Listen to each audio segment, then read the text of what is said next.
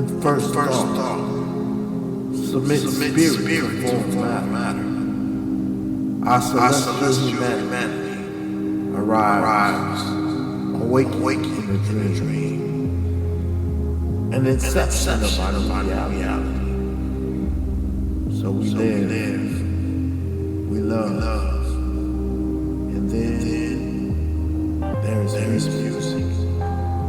So we dance, we sing, we praise, we reflect.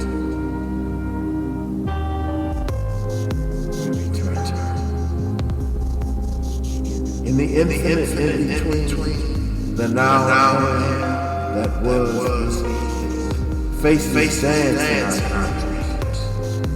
Some familiar, some a single vision cosmic composition. In the irrelevance of this time, we realize the passion of the random action, learning the lesson that the brotherhood of man is far more important than the ego of any individual. Imagination becomes the sound of thought, traveling at the speed of art. So we paint on the canvas of our ephemeral encounters, a masterpiece of memory that lives in the eternity of a child's heart.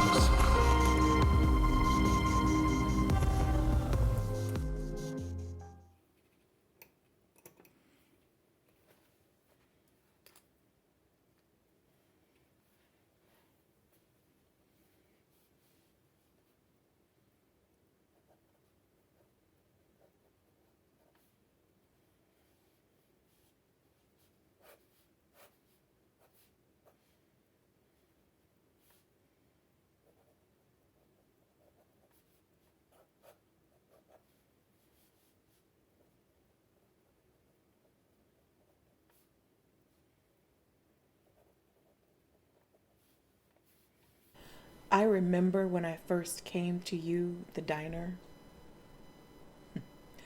Fancy linens, flowers, and candles, and those cozy little nooks and corners. Just the right ambiance. You became my wondrous place, the diner. To wine and dine there in you, to drink you in and eat of your palate day after day after day. The satisfaction showed on my face. Not just my face, but my whole body. That yes, that stuffed, satisfied feeling. You know, the one that has you unbuttoning the jeans when you leave the table feeling, yes, satisfied. So time would pass and I continued to eat. Yes, dine at your tables, drinking in the experience of you, the diner. However, in time, the satisfied look on my face began to change. Yes, my face was changing. No longer was there this glow radiating. What was happening? Eventually, my nice full cheeks started to narrow and my beautiful eyes became dim as they started to retreat, slowly settling down into their sockets. Yes, my face had changed. Yet still, I was compelled, even drawn to, vacuumed into you, the diner. Eventually, the wondrous curve of my hips straightened out. Gone was the tight stretch of the waistband. Hungrily, I ate and ate. Full and bloated, day in and day out, I ate. Yes, drawn in by the aroma that was you, the diner. Yet, were those my bones? Ribs showing beneath my skin? Emaciated. But alas, even the smell of feces is sweet to a fly. So now I crawl, dragging myself from you, the diner, starving for something, anything of nutritional value to serve as sustenance from you. I speak perhaps through dying lips, no longer to you, but to those coming after me into you, hoping to save them from that which proved to be nothing but sweet-smelling excrement freely flowing from you. So outside your door I am here, dark and hollowed out and sunken in, parched, dry, open and exposed in my starvation, but still sadly ignored by those who would venture into you, the diner. As I struggle for life, I find comfort, yes, peace in thoughts of your demise, thoughts of you being relegated to your rightful place in history, in my story. One day you will be just a diner I happened past once upon a time in my life.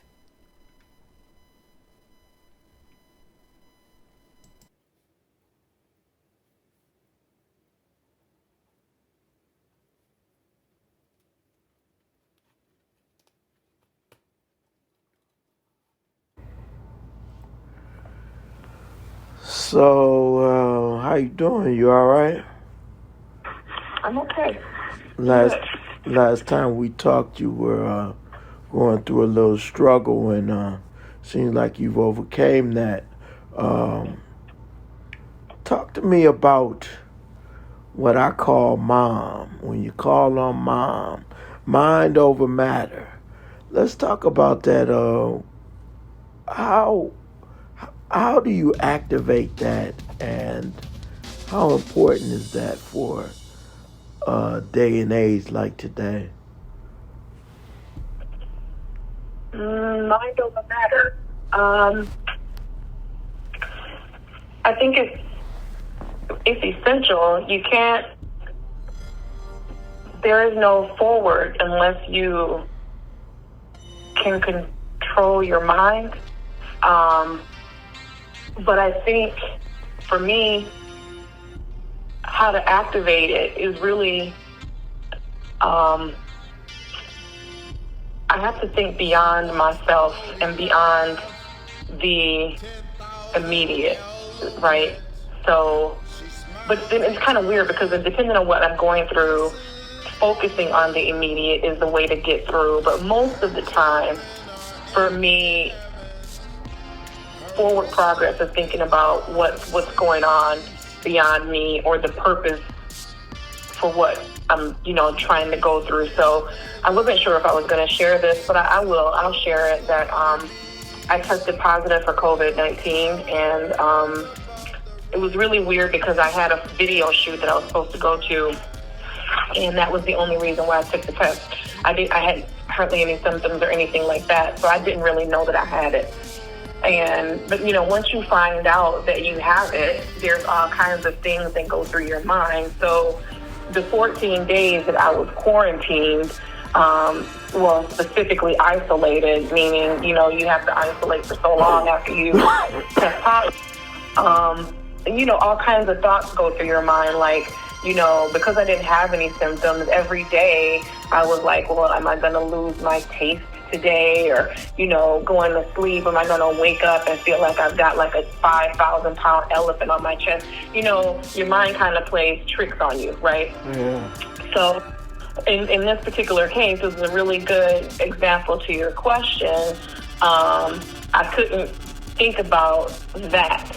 I had to think about what I was grateful for, grateful that I didn't have those symptoms and that I had other things that I needed to be present for. People were depending on me. I had to think outside of myself, and that kept me from kind of wallowing in this kind of rabbit hole that you go down, of darkness. Mm-hmm. So I really it was really about, for me, being grateful for everything, grateful that I wasn't sick, being very grateful and mindful that I was really fortunate. I attribute my practice of chanting and going into that meditative state every day. But because the chanting for me, it's a rhythmic breathing, right? So you have to breathe deep in order to be able to chant in a rhythm. So I feel like that helped condition my lungs better so that, I was able to fight when it came. So it was all of that. But the biggest piece was staying grateful and staying, thinking outside of myself. So that's kind of the mind over matter in that particular sense. But I'll also share with you that we've talked before about I have, very bad thoughts of bad things happening to me. None of which I'll really articulate because, people are crazy. But when those things come up, though, the mind over matter is very present in the moment. Like, I'm here right now. In this moment, I am okay. In this moment, I am safe. In this moment, there is no harm. You know what I mean? So mind over matter for me means different things depending on what's happening. Does that make sense? Yeah. Yeah. Makes a lot of sense. I identify with that, because a lot of times, like when I was working on these projects, which all these projects, including the one with you, an exposition of intriguing and fascinating people with gifts and talents who go through everyday life struggles that have a unique story to tell, based upon the relativity to myself. I have a struggle as well, and last night I was going through it. I was trying to upload some stuff, and a lot of people will say, well, is there something wrong with your devices? It's like, no, I know for a fact that, I battle not with flesh and blood. I battle with evil, disgruntled spirits that don't want to see me prosper with the positivity that I'm doing, and they want to block it, so they get into cyberspace and, something will be trying to upload. They'll say, oh, it failed. And it's like, people say, oh, it's just a software programming problem. Like, no, I already know. Wow, because I sat there and I rebuked it. I rebuked it out loud and rebuked it and told him to get out of here, and leave me alone. And,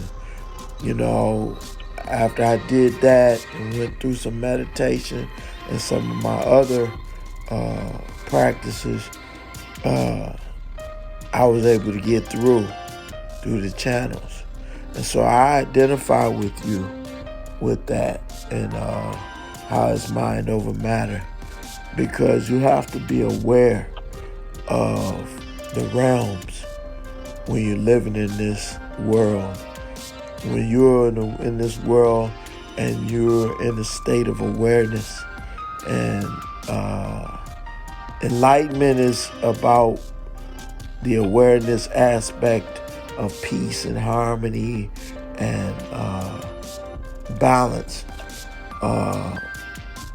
Awareness aspect of totality is about knowing about the principalities and the wicked powers in high places, and knowing who the All-Father is, and knowing how to combat these things while you're here on earth, because you're a celestial human, and being a celestial human, you have to connect to your divine source, which is the Creator, the All-Father, and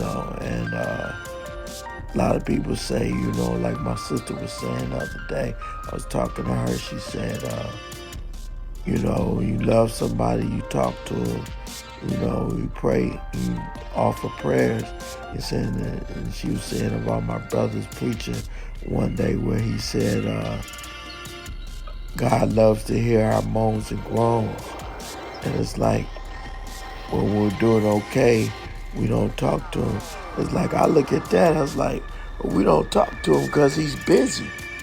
You know, a lot of times we don't talk to him. It's like, why should I bother him when he's busy? He just wants, you know, if he's busy doing something, you know, you don't bother him. You just give praise and thanks, you know, and that's what I do with music and whatnot. And speaking of that, how did you begin your poetry journey? And how did you get Diamondancer? And what was? So Diamondancer came first. When I first moved to the Detroit area in '97, I had come out of a really bad relationship, and a friend that was staying with my sister and I kind of encouraged me to, you know, just for social, not even for dating, but just, you know, start looking at some social sites. And I think it was back then, I'm about to date myself, I'm sure, MySpace? Oh yeah, I remember MySpace. And what was it? Black Planet, maybe? Yeah, blackplanet.com, yeah. So anyway, so we were trying to figure out what name to use because it was really recommended that, you know, you don't use your real name. Right. So I was like, okay, well, at that time, I literally was going out listening to house music probably 5 to 6 nights a week because house music really was a lifesaver for me. And so we were trying to figure out what in the world could we put with Dancer. And so, I mean, this went on for weeks. Let me tell you, weeks. We were Was like, that where you got Dancer. last night, the DJ Saved My Life? Say it again? Was that where last night the DJ Saved My Life came out? Oh, you mean my phone message for the DJ? Yeah. Yeah, it kind of came out of that, kind of. But so Diamondancer, so we were like Fire Dancer, Tiger Dancer, Water Dancer, da da da da da da. And so we were talking about something else, and somebody said, "Well, diamonds are forever." And then my friend chimed in, "That's it. It's Diamondancer. That's what it's gonna be for you, Diamondancer." And that's how it stuck, right? So then, fast forward 2001.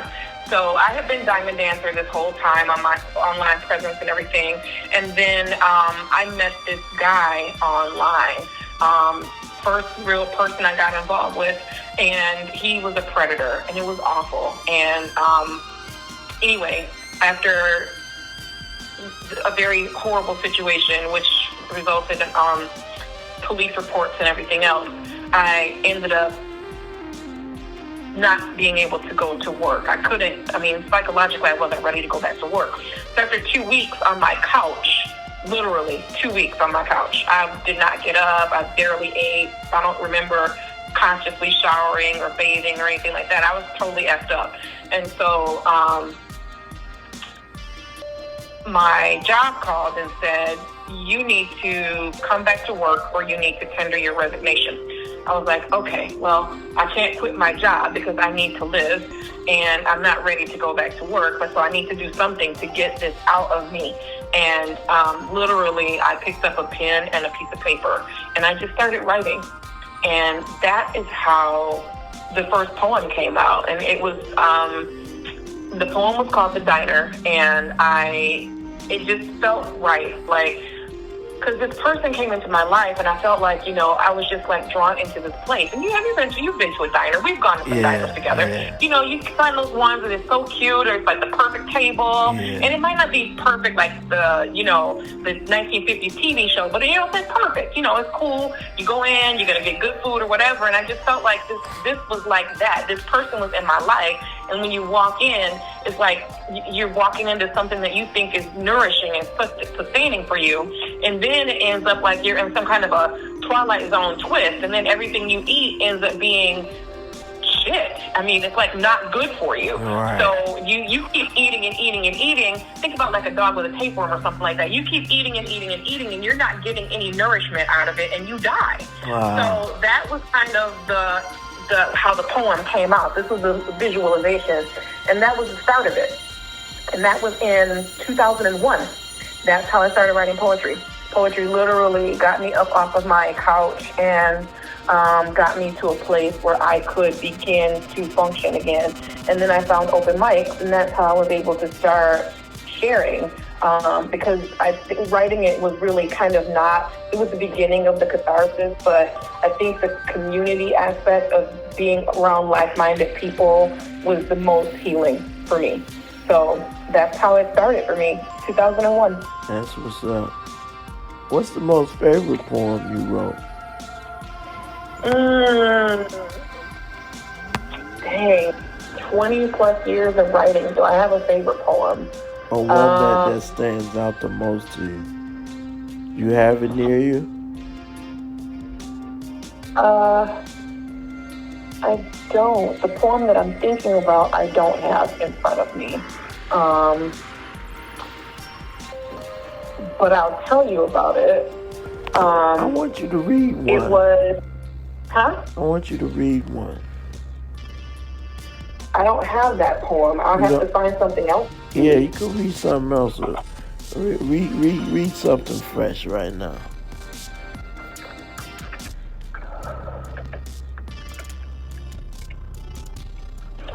I've got a book in front of me, so let me see what I got.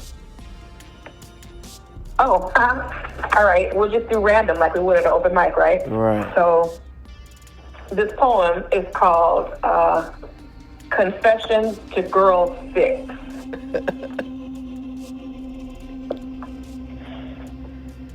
She's crazy, fighting all the time, crying, eyes rolling back, down this road again after music abruptly stops. She thinks she's pregnant. Sick this morning, screams echo off my naked chest. Playback, ESPN style. Johnson and other hands stroking it right now. Dirty consolation, familiar pleasure, voice free from judgment. Confessions to Girl 6. Wow. So that poem, it just was interesting how things happen, how things come to my mind, right? So I don't even know why I was thinking about this, but somebody told me once that I have a voice that I could be like a phone sex girl, right? So, and this was years ago. My voice was much more pure. It's older now, and it's kind of, not as smoothed out.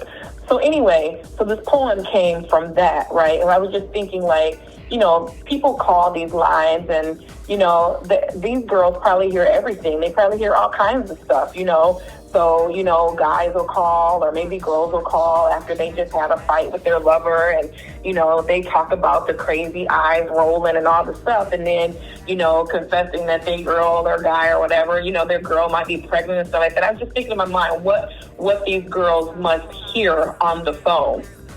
And then what is actually happening. Like, they're playing this back in their mind, like ESPN handling their business with this other voice on the other side that's free from judgment for them. They can say all these things to this person. There's no judgment there. So that was how this came about. Oh, wow. That's interesting. Yeah. So, being a survivor of many things that you are, what is something that you've come away with that's universal about being a survivor? What's universal about being a survivor, in my opinion, is that we have all the power that we need to overcome, and it's inside us. And I feel like that holds true for many different faith traditions, right? So Like we're Buddhist. I'm Buddhist. I'm practicing Buddhism right now. So, we chant Nam Myoho Renge Kyo, which aligns us with the universal law of cause and effect, and it helps us to bring out of our lives the highest potential, right, to help overcome problems. But I feel like when you're in that vibration, for someone who maybe has a belief in God or whatever higher power, that moment that you tap in, that moment that you pray or that moment that you tap in, you activate something that is intrinsic inside you. So if you believe in creation, that you were created with that. Some people say you were created in God's image. That's that power, right? If you believe in like a universal power or a universal law, when you tap into that, that is that power. And I feel like people are stronger than they give themselves credit for being. And if you are a person of faith, if you really believe what you say you believe, there's a power that you can tap into that helps you to overcome. So I feel like survival is, I don't mean to dismiss it because it certainly is not easy. It's not easy by a long shot. But I think that if you have faith and if you really tap in, tune in, you have it. I think everybody has it. Just not everybody tunes in to it. Does that make sense? Yeah. So what you're saying is tap the core. Yeah, kind of, yeah. Exactly. Yeah. I was hearing it in my head as you were talking. Did I play that for you recently? I sent that piece to somebody very recently. Was it you? Yeah, it was me. It was you. Okay. I don't know. Yeah. I don't know if you sent me you told me it was on iTunes. That's what it was. Oh, yeah, no. You know what though? I did send it to somebody, but it wasn't you, but it was somebody else that I was having this conversation with. And I think I posted up on my Facebook page too recently, so maybe you might have recently saw it there. But yeah, yep. It's a powerful song. That's it. Yeah, that's a powerful song. Thank you. Yeah. Well, I'm glad that you've overcome all these struggles and challenges, and I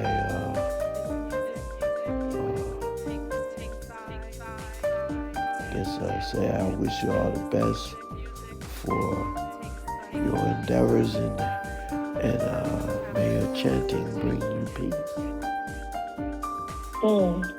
Thank you.